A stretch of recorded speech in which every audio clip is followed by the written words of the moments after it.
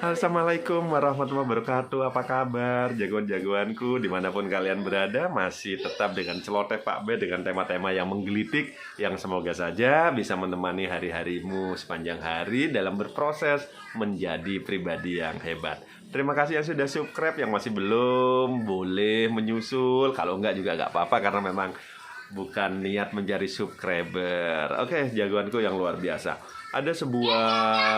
Ada seorang teman bilang begini, aduh Beh, gimana ya, aku loh sudah nggak pernah usil pada teman, tapi teman itu selalu usil padaku, pingin jatuhin aku, buat hoak dan sebagainya.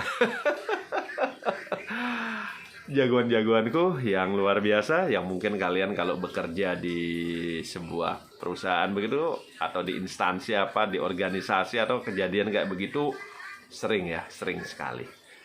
Kita merasa kita sudah jaga diri, kita sudah berbuat baik, minimal tidak melukai sesama, tapi masih ada saja mereka yang usil, ngerjain kita, mengaduk-aduk perasaan kita, mengobok-obok kesabaran kita dan sebagainya.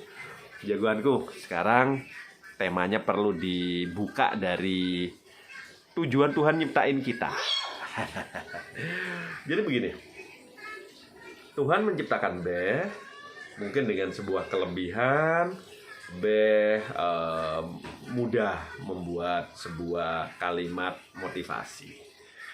Mungkin Tuhan menciptakan Beh spesial bagi mereka yang mungkin sering layu, sering down, sering jatuh.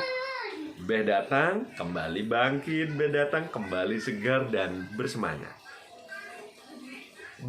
Tuhan menciptakan yang lain mungkin untuk misalkan dia punya kemampuan di bidang IT, sehingga dengan ilmunya itu dia bisa membantu orang-orang yang lain yang mungkin masih gaptek, supaya dia bisa kenal dengan teknologi.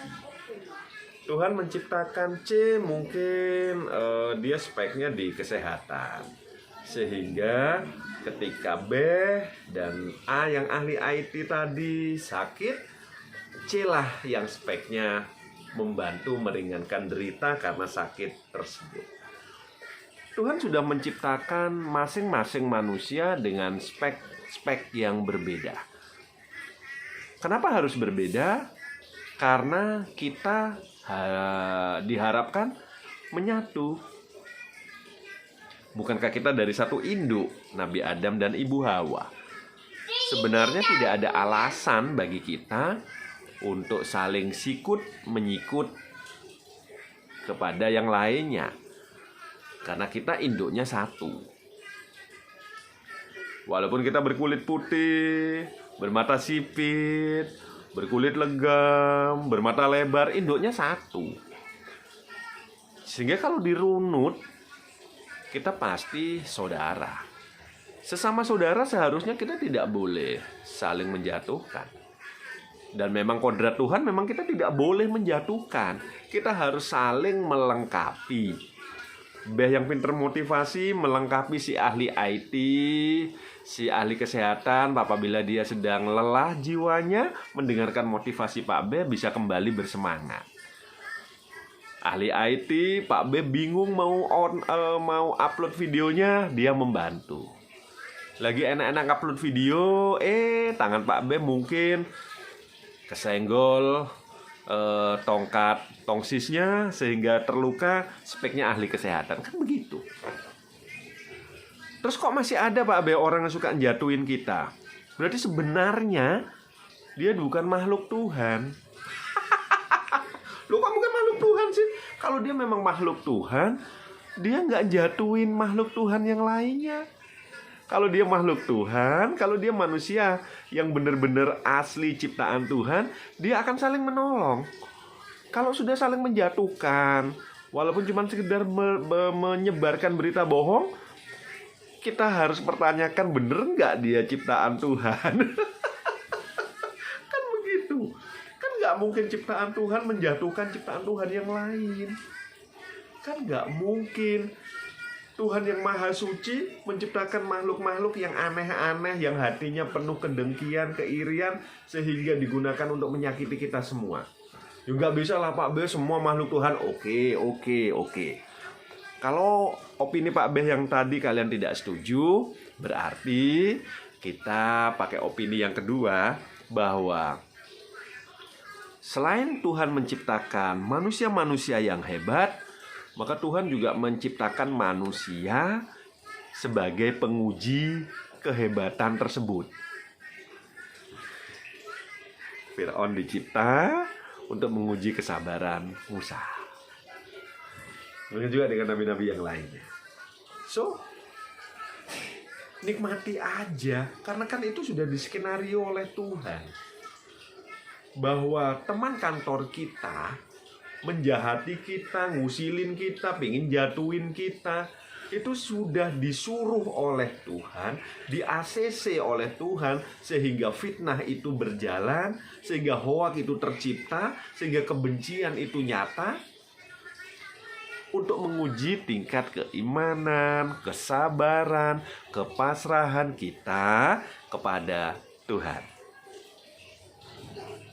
So, jagoan-jagoanku yang luar biasa, berpedoman pada kitab bahwa setetes embun yang jatuh itu pun seizin Tuhan. Termasuk mereka yang sedang nyakitin kita, ngusilin kita, ngehoak kita, membuli kita, menyebar berita bohong tentang kita. Itu karena sudah diizinkan Tuhan. Kenapa? Karena Tuhan ingin nguji kita. Kenapa diuji? Karena buat naik derajat. Derajat apa? Derajat kita di depan manusia dan di mata Tuhan tentunya. So, ketika ada orang yang membenci kita, gak usah sedih. Mesti diizinkan Tuhan. Kalau Tuhan tidak mengizinkan, kan mereka tidak jadi benci kita. Tapi karena Tuhan mengizinkan, Tuhan pasti sudah karena Tuhan sudah mengizinkan, maka kejadian pembulian itu, pembencian itu, pengiri hatian itu terjadi. Tapi percayalah, setiap kali ada ujian, pasti ada hasil yang luar biasa. Tuhan tidak akan terus memberikan kita ujian. Tuhan tidak akan terus memberikan kita jamu yang pahit. Pada suatu masa, kita juga akan diberi manis. Keindahan hidup, kelancaran usaha, kedamaian hati, sehingga kita bisa kembali menjadi pribadi-pribadi yang fokus menebarkan kasih sayang bagi sesama. Bukankah itu tujuan utama Tuhan menciptakan kita? Berbagi buat sesama, mensejahterakan bumi, menebarkan cinta dan sayang, sehingga kelak saat kita kembali kepadanya, kita termasuk golongan ahli cinta.